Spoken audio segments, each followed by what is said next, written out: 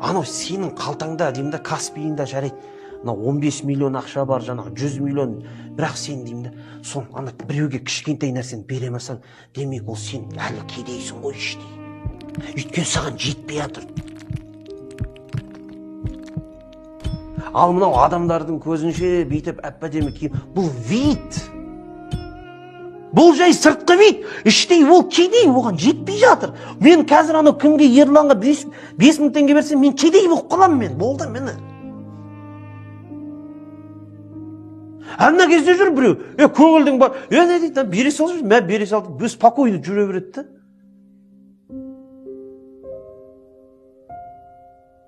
Қараңшы, миллион ақшам бар, бірақ мен бақытсызбын да.